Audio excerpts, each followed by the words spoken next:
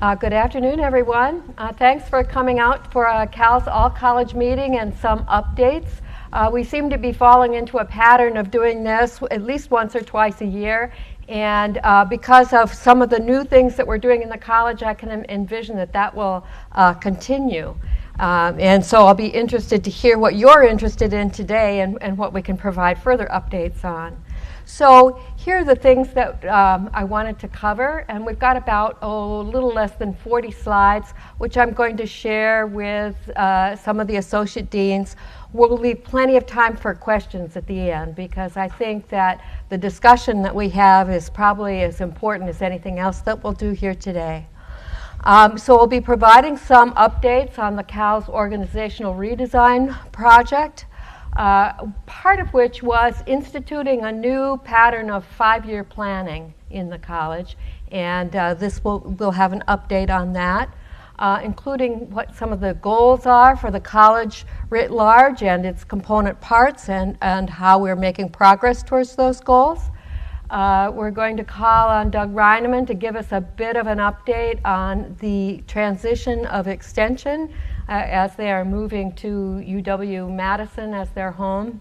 And also we'll end with an update on the state budget process, because it's that season again. Okay, starting with CALS redesign. So, as you probably recall, the rationale for undertaking this big project has been focused primarily on departments to date, with the goal of making sure that the departments that we have going forward are robust, that they are able to survive with changes of personnel, changes of funding, and to be able to execute their programs well. Including academic programs. Growing resources is a big part of a lot of our goals, and we'll be talking about that. And growth of academic programs is a big part of growing resources, as well as satisfying other goals that I'll talk about. We've seen our numbers of students and faculty decline in recent years, so growing the academic programs is part of that, as well as increasing faculty numbers, and I'll talk a bit about specifics on that later.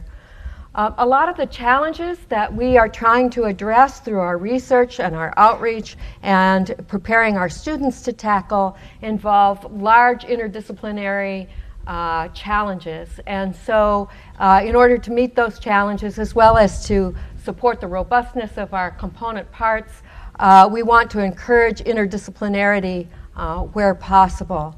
And also, it's our goal to continue to work towards increasing administrative effectiveness and decreasing the burden that comes with our administrative tasks, so as to be not only more effective, but to release time for our mission areas, for the work that we do as a college. So that's the rationale, and I'm going to pass the mic to Dick for a few slides to give a bit of some budget context. That's not on yet, I think.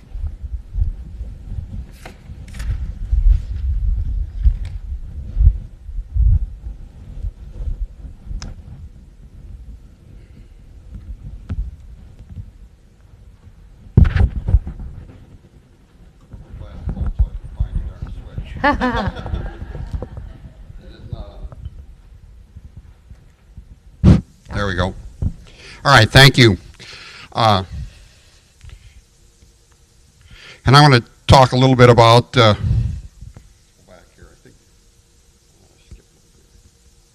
want to talk about what's happened to our budget over the last 5 years or so. Campus has established a resource-centered management system where 10% of our budget is reallocated each year based on performance metrics. Those metrics include undergraduate instruction, both undergraduate majors, and credit follows the instructor, as well as research expenditures. And you can see over that 5-year period, we've largely had a for the first part of that, we certainly had a downward trend. We had a bit of an increase in the first year because we had some very good CFI and student numbers, but those have gone down. Our research expenditures have gone down and started to come back a little bit here in this current year or last year. So, but we still took a $300,000 hit in terms of the college. So the blue bars there indicate instruction, and again, instruction was about the same over the last couple of years, but because of an increase in research expenditures, we were able to have a bit of less of a cut. As I said, campus allocates these on the basis of three metrics: research expenditures, which is 50% of the metric, our credit follows instructor, 40%, and student numbers, majors, are 10%. And we basically allocated those cuts to the department following basically the same model that campus uses to departments. So here in the last couple of weeks, I think you all got, or those of you who are in departmental leadership, your department got a number for your department in terms of what portion of the cut would be allocated to you. So we did follow the campus model completely in terms of how we allocated that. And again here, just to show where CALS is, this is basically looking at credit follows the instructor. You can see of the schools and colleges listed, CALS really is sort of bringing up the bottom end there over the last 4 or 5 years. SOHI, which is the smallest college, really has done quite well. They've really focused on their majors and programs and innovative courses that attract majors outside of their department. CALS has not been able to keep up with that over the last 5 years or so, and this is one of the reasons that we need to really focus on our instructional programs. And I'm going to turn it back over to Kate, and she's going to talk about some of the efforts that we are making here in the college to strengthen those programs.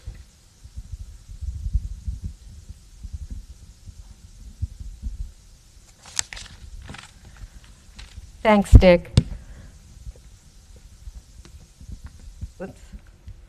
Okay, so I wanted to talk a little bit philosophically for a moment before getting into strategies about growing our instruction. So far, our comments have been really focused on resources and revenue generation, and certainly that's one reason to have this conversation. And instruction, when you look at the chancellor's strategies for increasing revenues to campus, at least half of her strategies involve instructional programs. So it can be the credit generation, increasing enrollment, increasing professional programs such as professional master's and certificate programs, and making a better use of summer and online courses that can bring additional personnel to campus in a figurative way to participate in learning here.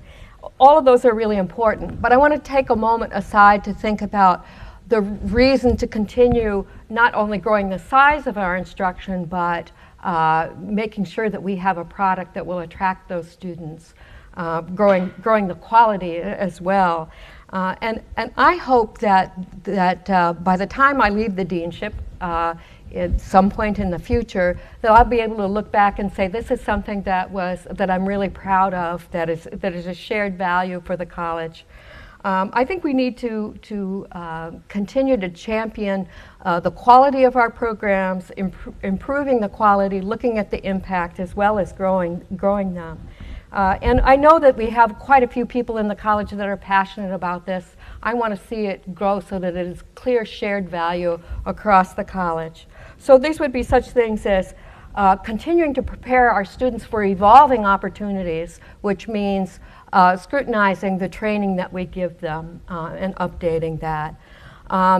Fostering innovation in our pedagogy and the way that we deliver educational programming, such as flipped classes and collaborative project or case-based learning, and a whole variety of other approaches.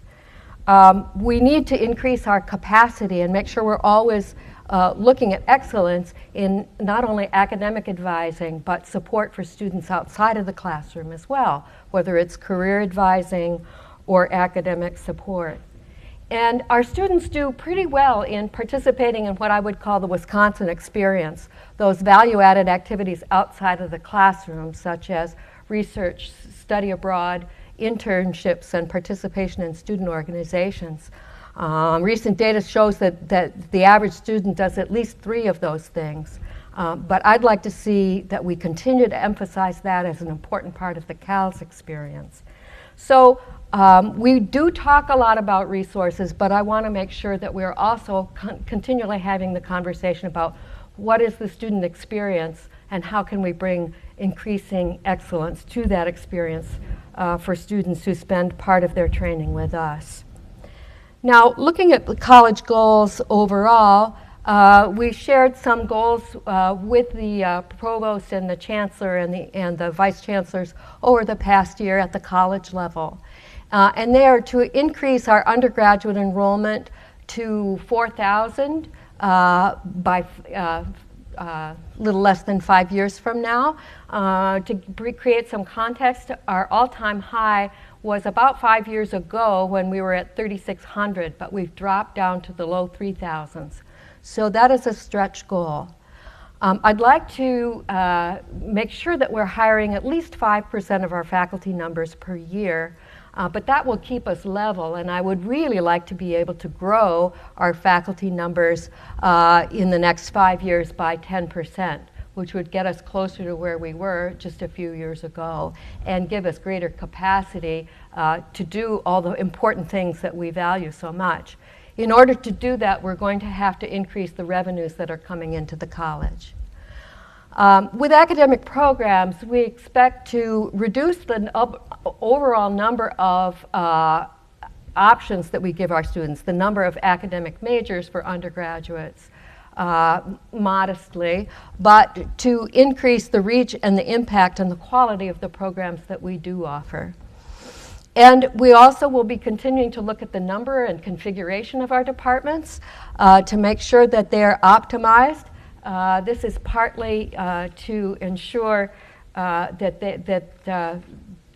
programs have a synergy within a department, that there is critical mass to be able to address their goals, and to have the personnel that they need. So for some departments, this will involve looking at perhaps a change in the scope, or considering a change in the scope that they have. Now, in terms of CALS planning, planning is always critical to being able to design the future that we want and to bring it about. And so this past year, based on recommendations from the working group that we had a couple of years ago, this year we've instituted a 5-year planning process for departments. And that is a cornerstone of our efforts going forward. Now I'm going to start out with a bit of a timeline on where we are with this. We had these first 5-year plans that were due at the very end of the last calendar year. And then in the early months of spring semester, the team of associate deans and I met with each of the departments, usually the department chair and administrator and perhaps an associate chair or another faculty person was involved. We're in the process now of preparing feedback from those meetings, hopefully capture the shared understanding of each of our to-do lists and for things going forward. We also had faculty position requests, the second round this year, that came in at the same time as the departmental 5-year plans. And the 5-year plans really helped us evaluate those, and we made decisions about those and announced those positions last month. So now we will have another round of faculty position requests that we will consider over the summer and announce about the time of the beginning of the next fiscal year. And then in the fall, departments will look at updating and modifying their 5-year plans to prepare another round of faculty position requests. Now, I was really impressed with the amount of effort and thoughtfulness that our departments put into this process. Some even reported feeling energized by this and excited and feeling it as a way to move forward. And I feel that from going on from here, tuning up the 5-year plan annually will be a much easier process than what we've already done. You invested a lot of great effort, and now we'll have to tune up the goals based on what's actually occurred and what new opportunities come forward. Now, let's see. The feedback, so the plans had a number of different features and the way that they're used. We started with a set of metrics and other indicators to inform what goals are and be able to measure progress towards goals. These are meant to be performance-based metrics. And these were shared across departments. Currently, we're refreshing those and adding a few things to be able to share with departments pretty soon here, well in advance of their next round of planning. So this creates their plans as well as their performance metrics, create a rationale for investment. And some of the highlights that I would like to share with you from several of the plans include some of the things that have been proposed in teaching innovations or enrollment growth, as well as a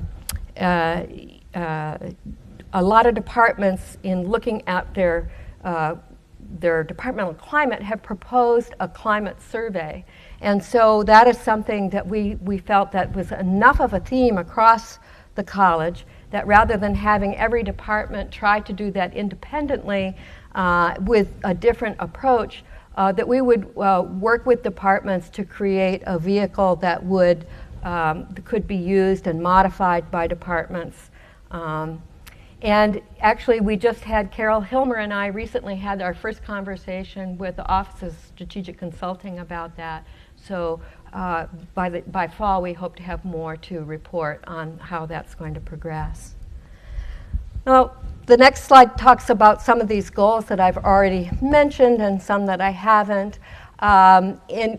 We're looking at goals of enhancing our research portfolio, growing enrollment in our undergraduate academic program, which will result in more bachelor's degrees being produced, increasing credit generation with the credit follows instructor metric, and increasing our summer session revenues. So in the second column, you can see where we were at the end of last year. And then the middle column there, 2023, are the goals that the college set in talking with the chancellor and the provost. And then we looked at what happened when the departments submitted their individual goals, and we compiled them. And they're actually fairly similar, but in some cases more aggressive than the college's goals overall. Now with research, you see the combined department goals is a little bit less than the college goal overall, but we also have to remember that a significant portion or a portion of our research enterprise happens in our centers, not just in departments. But when we look at these others, you can see that I think all of them, on the academic side, the departments have been more aggressive in projecting what they would like to accomplish, what they think they can accomplish, than what we did as a college. So if we're successful in doing this, this will help to increase revenues that we can come back and reinvest in a variety of ways. And some of these in particular are flexible funds that departments can make decisions about how to reemploy those, particularly summer session in that way. In terms of faculty positions, where are we this year? Well, I mentioned already that one of the things we're doing to be more nimble is to have 2 calls for filling faculty positions per year instead of 1. So if we were hiring 5% of positions per year, that would be 12-ish. But we're already, I would say, probably double that for this year. So this is a great start towards our goal. So in the fall, about late August, we approved 12 positions for searches that are either concluded now or still underway. And this spring, we approved a further 7.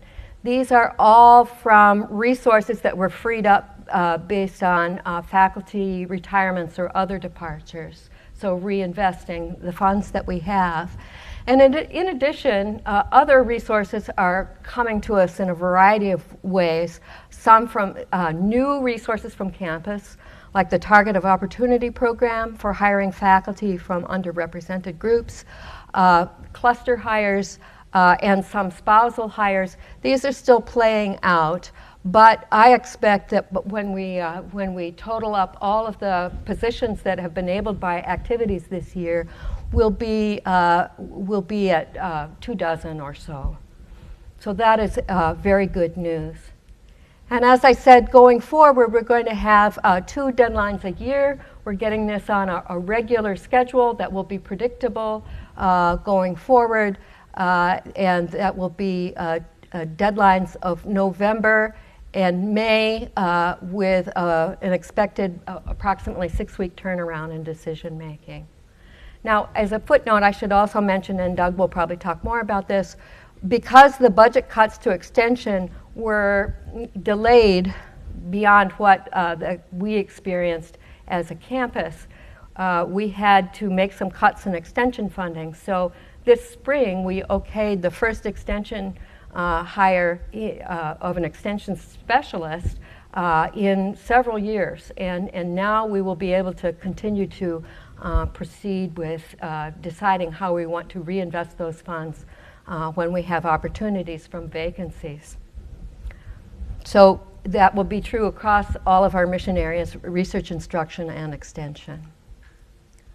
Okay, just a little quick story about a departmental change that is, of all the things that people are working on, is probably the most dramatic, and I wanted to tell you what your colleagues are doing. We only have one pair of departments that's actively exploring a merger, and that's animal sciences and dairy science. So after about 6 months of doing some work to envision what would a good outcome or a great outcome from a merger look like, what would we have to accomplish in order to make us feel it was worthwhile. And as a result of that, they brought a proposal to the 2 faculties, to the 2 departments, and they voted in January to actively pursue a merger between these 2 departments. They're currently collaborating on the faculty hires that they had already initiated independently, but I have a good integration into the 2 departments. And they have 5 different committees that are developing the proposal that will go through the governance process. And we expect to be having votes on that, not only in the departments, but then it makes its way through the CALS APC and the UAPC after that. And the earliest it could be official would be the fall of 2021. But in the meantime, at the close of the calendar year, they voted to integrate their administrative teams, and they're currently operating with a single department chair. So they've put in a lot of effort here, and I'm really excited about the vision that they are pulling together for what a more integrated department with greater critical mass will look like. Okay, so some progress towards goals in academic programs. These are some things that we're calling out. I'm calling out from that came in the 5-year plans from independent departments. So in terms of teaching innovations in the category of summer and online offerings, an example is agronomy that is developing an online course entitled The Search for Sustainable Farming. And bacteriology and food science have longer-standing interests in food fermentation, and they are planning to work together to develop an online course in fermentation that we all expect will be popular. And a number of other departments are looking at ways to offer more summer courses to get to that goal of about a 50% increase in our summer offerings, including adding both in-person and online options. And this is a partial list of departments that are working to amp up those efforts in those areas. Thinking about enrollment growth, several departments are thinking very specifically about the programs that they have today, what the capacity is that they have and what they would like to have. So here are some examples. Biological systems engineering is focused in more than one way. They're thinking about how to market their programs to attract more students, and how to modify courses so that they can accommodate that growth, whether it's through flipped classes or increasing the number of discussion sections, or blending online and face-to-face interactions to alleviate some space constraints.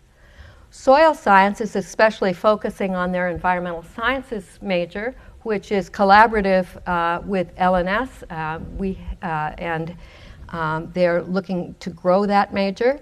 And a little bit later, I'll tell you more about two majors that are under development that are broadly integrative, interdisciplinary, and are being designed to attract not only the students that we have today, but to bring in more students in some of those areas.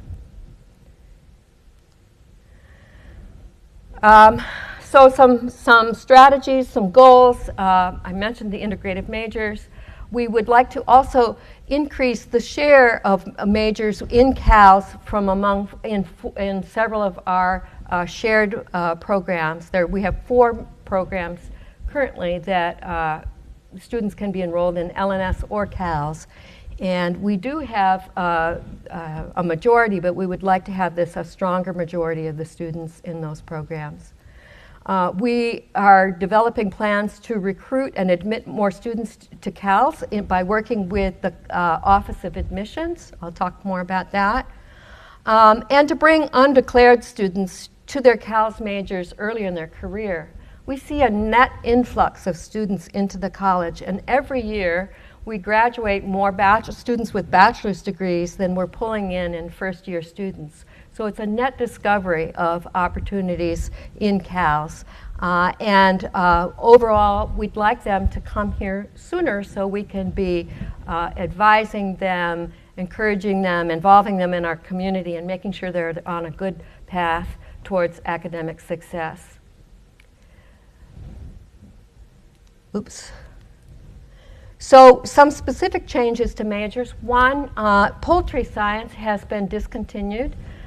This is a program which has attracted very small numbers of students, typically graduating between 0 and 2 students annually. And at the time of its discontinuation, we didn't have any students enrolled. Students who are enrolled here in an animal sciences curriculum will still have the opportunity to study poultry science through a consortium that's regional, that involves a number of states. And I think this is a really good solution for programs such as this, where it's hard to maintain enough instructional expertise in an area at any one institution. On the plus side, these are the 2 majors that are under development. We've had a very successful global health certificate, and we are well on the way to planning what a global health major would look like. This is a very interdisciplinary process. Global health has a lot of types of diverse expertise that will feed it. Entomology is on point for making sure we're moving forward, and indeed they are moving forward really well.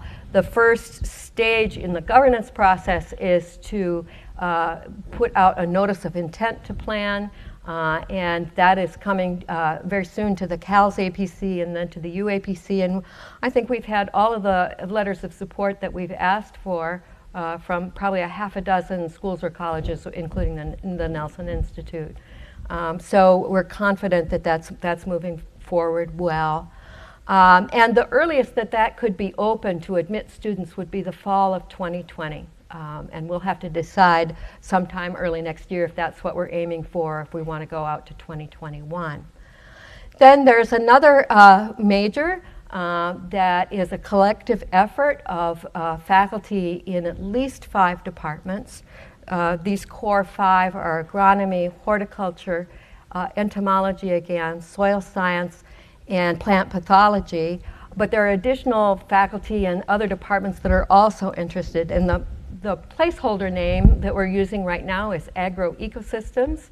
And what we hope to do is to harness all of the student interest in the 5 smaller majors from those departments that I mentioned and pull them into a broader, more integrative major that will also take into account environmental factors and other aspects of managing agricultural ecosystems from a variety of management strategies. They are aiming to have their notice of intent making its way through governance in the fall, and so the earliest that they could admit students would be the fall of 2021.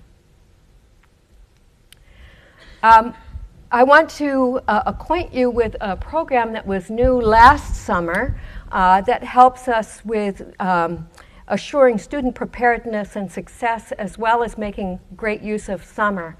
And it is called CALS QUICKSTART. And it has 2 components to it. It benefits students, it enrolls students who are going to be freshmen in the fall, so they can take 1 or 2 credits actually in the summer before they enroll to make sure that they're on a good footing for success. Foundations is an 8-week online course. And we had over 100 students that participated in our pilot last year. And then they are able to move into the residence halls a week before everybody else and have an intensive residential experience for another credit. And these will satisfy the requirement for the freshman seminar. And I don't know if you can read what the comment is here, so I will read it for you if I can read it myself. I think I have it in better print here. Yeah, this is a comment from one of the participants last summer who said, "I would like to give a huge thank you to CALS and its donors. As a first-gen college student, I knew nothing coming into this campus. Now I truly feel prepared and sort of at home."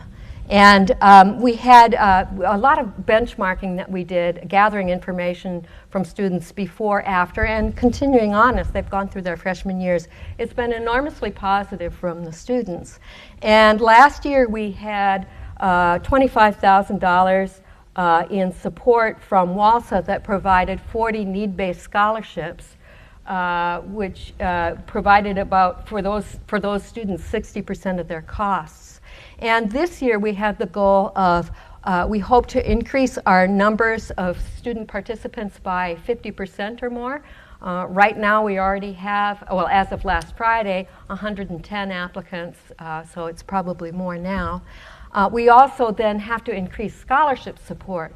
So we use the recent Foundation's Day of the Badger and a match from WALSA and the CALS Board of Visitors to pull in a total of $60,000 that we're devoting for scholarship for this program. So at the same rate, that would enable us to give almost 100 scholarships. So we'll be able to support the participation of a lot of students. So one more thing about increasing enrollment. In all the conversations I've had, I'm convinced that we are just way too modest and we're not doing a good job of telling the story of why students should study here. And we hear again and again that so many students have to discover us once they're here. So how can we do a better job of messaging about who we are? We, as I mentioned, we're working with admissions to increase the percent of students admitted in selected majors. This can happen in what's called the second review. So students who are kind of on the cusp of admission and additional factors can bring them in. We can work with admissions in areas where we want to see increased growth. A large part of this is in communicating with admitted students to increase yield rate, as well as communicating with students in the pipeline to get them to think about CALS disciplines. And We've already had some efforts to date on this. So Heidi Zorb, Associate Dean for External Relations, who oversees our communications team, and Karen Wasserman, who is Associate Dean for Academic Affairs, have done some groundwork on this already, having conversations with CALS Academic Affairs, with some students in student organizations and some of our first-year students. And we're going to have some targeted things that we think about in the small group with Academic Affairs and CALS Communications team to address such questions as, what are the characteristics of CALS students? Who is it that we want to attract? What is the characteristic of CALS experience? What will they do here? What will they experience in their majors? And what will they be prepared to do once they leave here? So this effort is happening over the summer, and by the time fall comes, we expect to have some message points that we want to test drive more broadly with all of you and our students, anyone who's interested, as we hone this and build it into a marketing strategy for CALS programs. Okay, I should say that a lot of what I just told you on an ordinary day, Karen Wasserman would have shared with you, but she is attending on our behalf on one of the interviews for the next Dean of Students. So to move into a conversation about research, I'm going to hand this over to Bill Barker.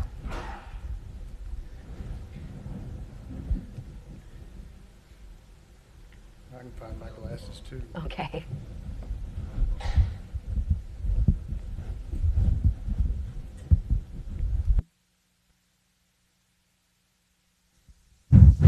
I got it. Dick always ready to help me. Okay, thanks for letting me speak with you a little bit this afternoon. We've made some progress toward research goals, and I'd like to talk with you about that now. But first, I'd like to remind you that just where our research funding comes from, I think most people would be surprised to know that we get over a third of our or almost a third of our funding from the National Institute of Health. And that's reflected, of course, from the life sciences departments, but also folks in dairy science and entomology and other areas have NIH grants as well. It was a surprise to me. We get about 18% of our money from USDA, and then there are other small sources up there at the top from the feds, but we also get the lion's share of our research funding from non-federal sources. So these would be commodity groups and things like that. Our research picture, both in terms of number of new grants and the amount of funding that's come in, has been declining over the last few years. It's a shallow slope, and so we're working hard with departments and faculty and within the dean's office to try to come up with strategies to reverse this trend. And it, as Dick pointed out, this also shows up again in cuts from the campus budget model, because it's predicated on how many classes we teach and how much research funding we bring in. So when this goes down, we get another hit from the campus. So it's a bad spiral to be in. We have pretty much held steady on the number of proposals that are successful, even though the number of proposals we submitted has declined a little bit this year. And I think Sarah tells me that of this year so far, this decline has continued, although we do not know what the final numbers at the end of the year might look like. But there is hope, and there's been a lot of activity in the redesign plan by faculty talking about how best to address this issue. And one thing I'm really excited about is bacteriology has established a new program where they're going to do pre-review of grant proposals before they go in. And Sarah Marcotte, again, alerted me to a study that showed that just pre-review of specific aims before a grant proposal goes in by your peers really significantly enhances the chance of a grant being funded. So if you're not thinking about doing that in your department, I would urge you to talk with your colleagues about this sort of a process. I think that might be one of the best things we could do, especially for the young faculty that we're hiring. Food science is really working hard on strategic partnerships with other units and with the feds. Biochemistry has made a major investment in a cryo-electron microscopy facility. And I've told folks, I'm an electron microscopist my own self, and I tell folks I feel like Rip Van Winkle because I went to sleep in 20 years, you wake up and there are all these miraculous machines that take frozen samples and give you molecular data in three-dimensional rotatable movies. You know, it's just an amazing thing. And life science communication is also really working hard to shift their culture toward extramural funding as well. And they are going to be doing workshops with folks on writing grant proposals too, so we'll make sure that folks know about that when it's available. So I'd like to brag on some folks now.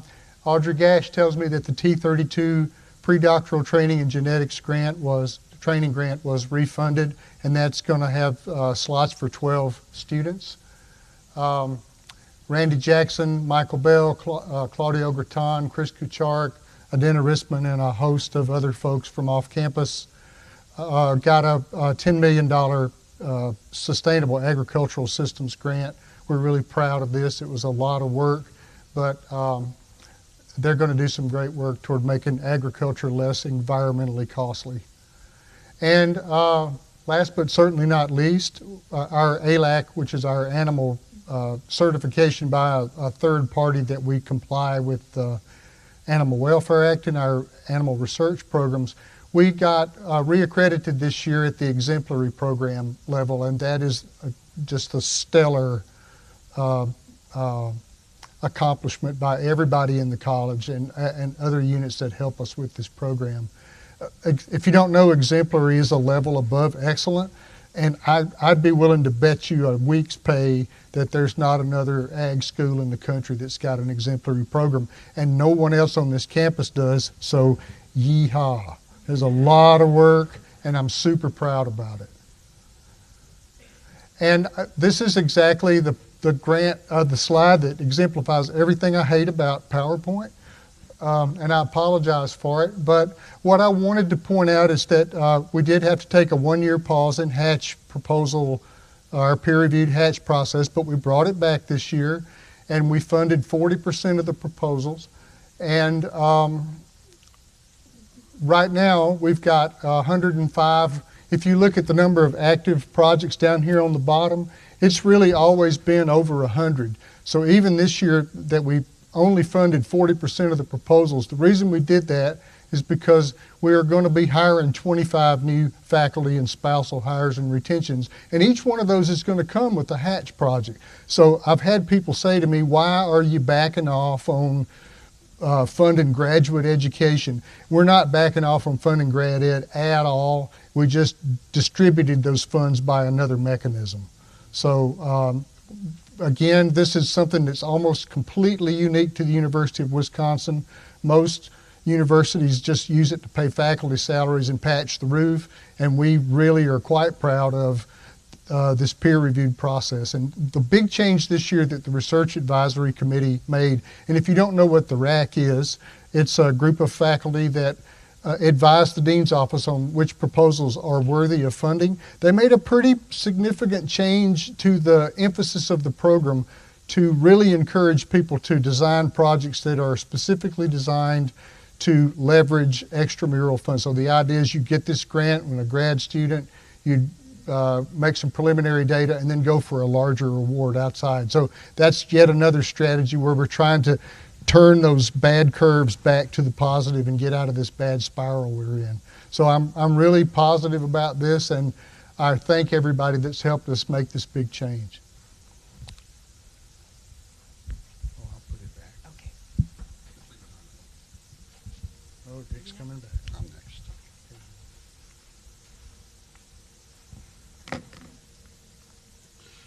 So we're going to talk about a few other updates here. I'm going to spend a minute here and talk about some of the facilities projects we have here on campus, and we have basically three things underway right now, two of them which you can see, one of them which some of you know about.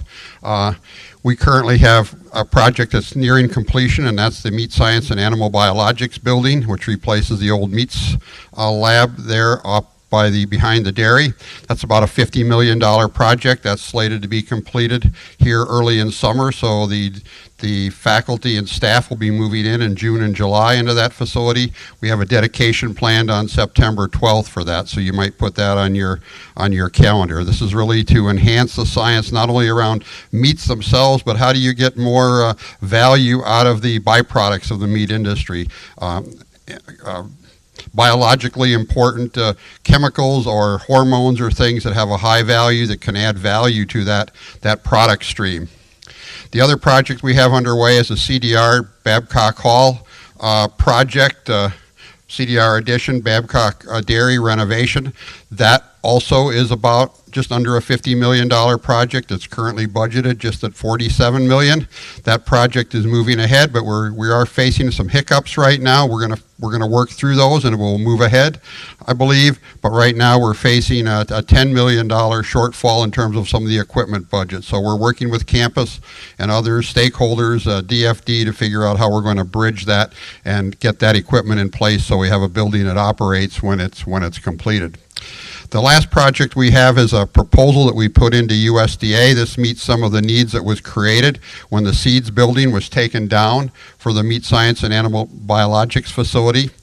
Some of those needs were met through other facilities we have here on campus, either through Enzyme Institute. There's some people there. Some of the old soil and forage analysis or plant analysis lab out at West Madison, but there's still other facilities, especially to the west of that that serve the horticulture department, the vegetable crops, the tubers, where we need facilities out to replace the old hort annex. So we have a proposal in through the federal government that would provide $10 million for space to provide those facilities out there. It would include space for those programs. It would include space to provide support for the people that work out there, such as an eating area and bathrooms, better support facilities, and it would allow for some small addition of greenhouse space that might provide a buffer, especially if we move ahead with a greenhouse project at a later date here on campus. So that's what we have. Some good news that's going on relative to facilities that we have here around CALS, and two of these are very evident in terms of the CDR, Babcock, and the Meat Science Animal Biologics facilities, which you can see moving ahead. With that, I'm going to turn it over to Doug, who's going to talk a little bit about the extension integration on the campus.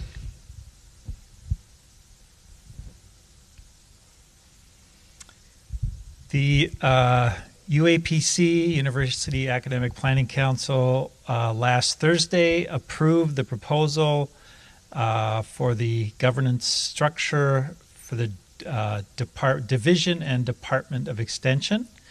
The CALS and many of the department chairs signed a letter with some concerns about the structure. Our concerns did not prevail.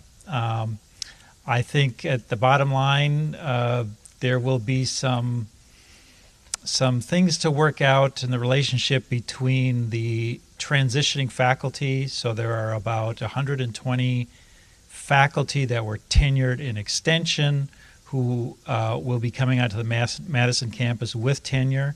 The relationship between those tenured extension faculty and the next-gen administrative structure for programming and extension will take a little bit of working out to figure out that relationship. So I think it's not going to be the end of extension as we know it, but I think it will create some challenges particularly for extension and working out that relationship. The other objection that CALS had was for extension to hire new tenure track faculty. These new tenure track faculty would have to meet the requirement of the divisional committees on the Madison campus. And that's another area where we'll need to see how that goes. The intention of the interim dean of extension is to hire new tenure track faculty, as he says, where it makes sense to do so. So that will be part of the ongoing discussion, and we'll see how that goes. The capacity building exercise. So We funded jointly between CALS and Extension $35,000 sort of mini grant to ramp up efforts in the college and Extension to address all of the questions related to industrial hemp. It's an area that has an enormous amount of interest. I think there were 1,600 growers who applied for license to grow industrial hemp in the coming year. And so we getting lots and lots of calls, requests for information. So we put some funding into this to we call it capacity building. It's really the first time we've tried this kind of thing, is to put some funding into an emerging issue. The response from CALS faculty was fantastic. We got a great team put together, collaborations with folks out in the county. We've got three field sites that will be planted this summer as we speak, which should provide some of the basic agronomic information about growing industrial hemp. So that's we'll see how that goes. It's a lot of work proposed for a little bit of money, and we're looking at the possibility of trying to attract more funding to support that work. And then finally, I'll just say Kate mentions specialist position requests. So we will have met our budget cut target on July 1st with the FY20 budget. So we made it. And so what that means is that, and that's actually with the one position that was approved. So the position that was approved was ruminant nutrition. So that position was approved. And so any additional attrition, retirements, departures will create some budget for what the term we're using is reinvestment potential. And so we the way that works is proposals come from departments, of course, for either faculty, extension faculty, or academic staff. So that's a new thing, is that academic staff positions will also not automatically be refilled. Academic staff positions will have to reapply for those funds. And the first stop for those applications is with the CALS Dean's team. So the faculty positions require typically a 101 portion match. So the first stop is, can CALS provide the 101 match for the position? And then it goes to the extension dean's team, and then they make the decision about the 104 commitment. So it's not that much different than it's been in the past, I think, except that because we're not going through the Academic Planning Council in the way we used to, I think extension faculty positions actually have a better chance of making it through the process.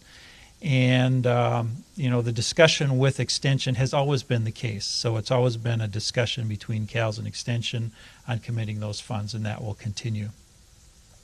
The last thing I want to say about that is we did our first round from which we approved one position.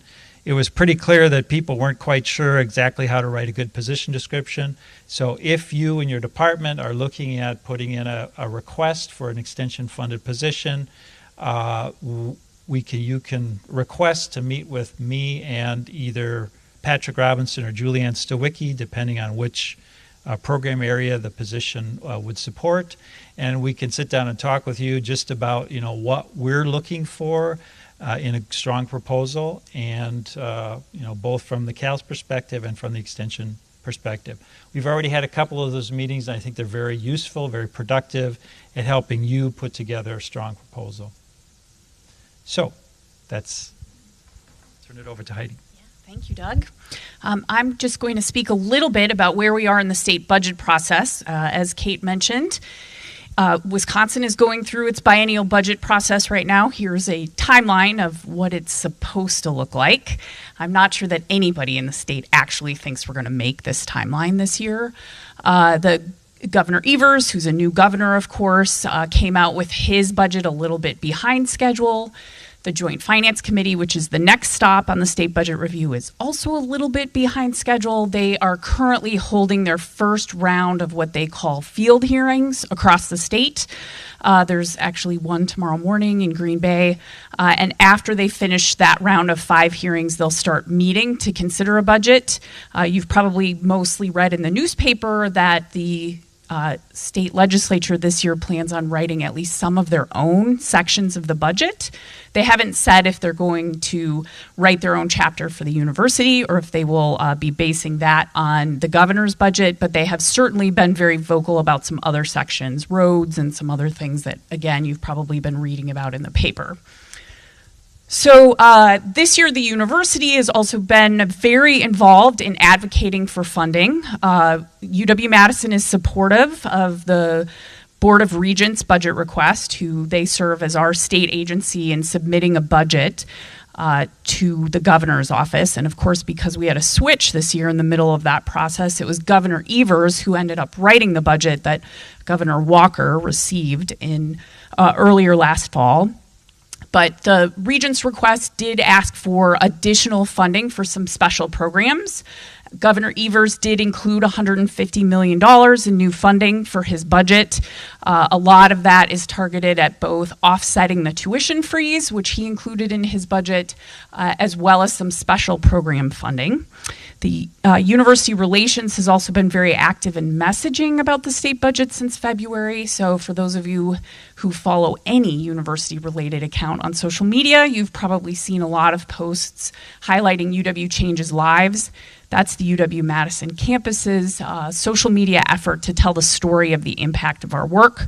And there's also a new website that University Relations has created this year, specifically targeted at legislators, called impact.wisc.edu, which again is collecting a lot of the stories of what UW-Madison does in service of the people of the state of Wisconsin.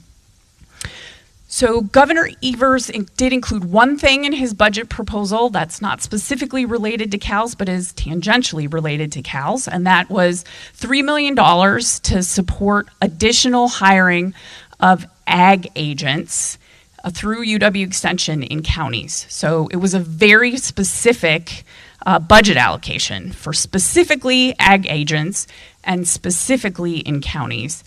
It is not completely clear to anybody how that actually ended up in the budget because counties were certainly asking the governor's office and the legislature for additional funding to hire county personnel, but they wanted it to be expanded beyond only agricultural agents into the other programming areas of folks who work in county extension offices.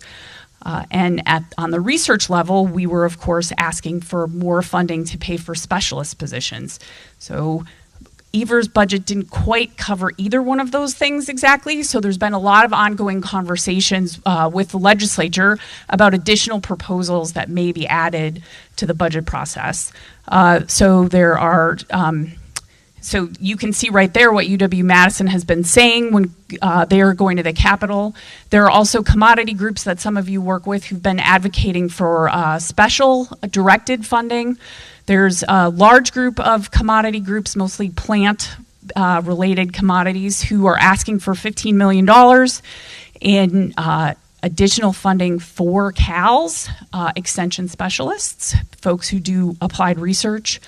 And we expect a new bill to be coming out in the next couple of weeks, specifically targeted at dairy, asking for $7.9 million in funding for specialists here in CALS at UW-Madison and also at Platteville and River Falls who work on dairy broadly, including environmental aspects of that, economic aspects of that, product development, in addition to cow biology. So that's basically where we stand with the state budget.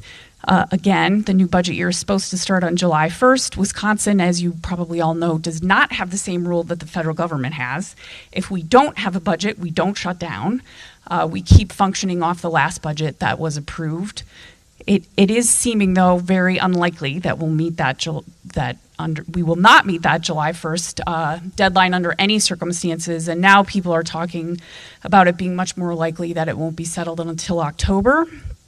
And that everybody's anticipating is because of the pressure that school districts will start putting on the state if they don't have their budget allocations for next year. So any of you who've been involved in your local school districts probably know how important that is to be able to make a plan for the following year. So it might not be until October that we actually know what's happening with the budget. Okay, I think I was the last speaker, so now any of us would be willing to take questions about anything we covered. That's right, and I think Kyra's going to run the microphone for us, and we'll pass this mic around among who's ever answering questions. Once I turn it on. Anybody have a question?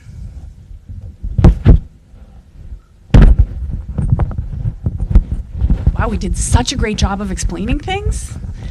Or you're just waiting to see the slides yourself in eCals next week, especially Bill's very tiny chart. I was happy I was sitting in the front row.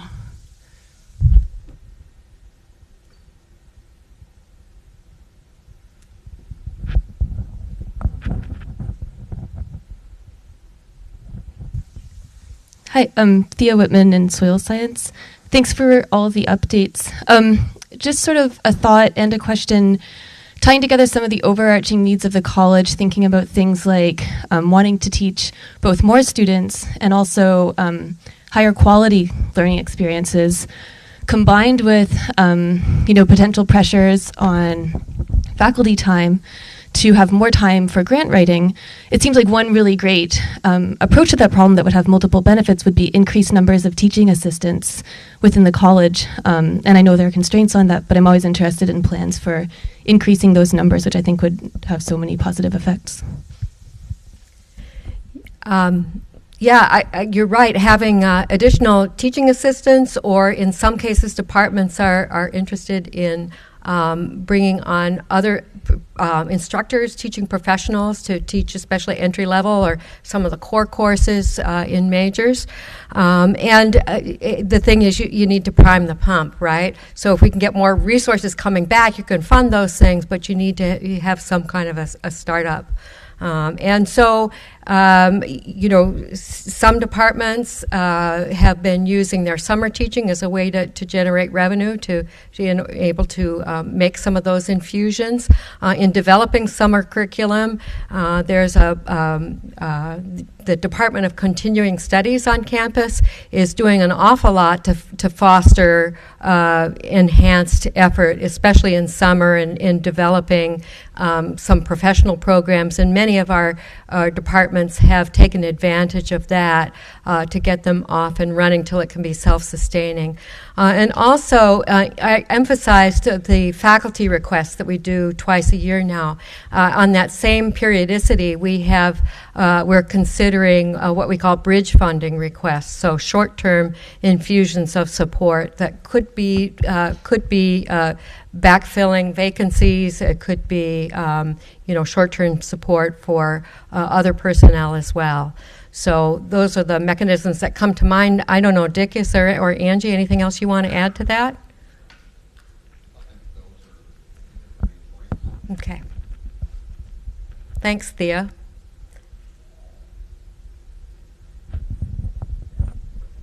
You look kind of stunned. Yes. Oh, I've got the mic right behind you, Michelle. Excuse my reach. In one of the slides, I'm Michelle Sass, CALS Research Division. In one of the slides, you had talked about innovative teaching methods, and you referred to flipping courses. And I'm wondering if you could explain that a little further. Yeah, flipping classrooms. So when I went to school, when I went to college, most of my large enrollment courses were spent, in big lecture rooms, and then you went home and did homework and prepared for the next lecture and back and forth. A flipped classroom, the idea is that you can listen to the lectures at home in recorded, smaller video capture, sometimes smaller increments, and come to class in a participatory classroom that involves working on case studies or working through homework-like issues or problem sets in the classroom where it can be more mentored, where there can be peer support and TAs and broader support for students. So that's the idea of a flipped classroom. Probably oversimplified. I don't know if there's anybody who is a practitioner that wants to elaborate in the room.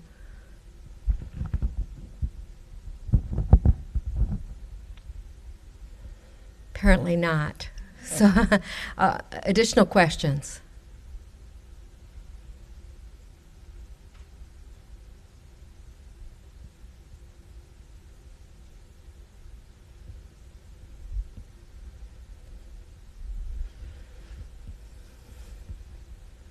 I thought we'd have more questions about extension or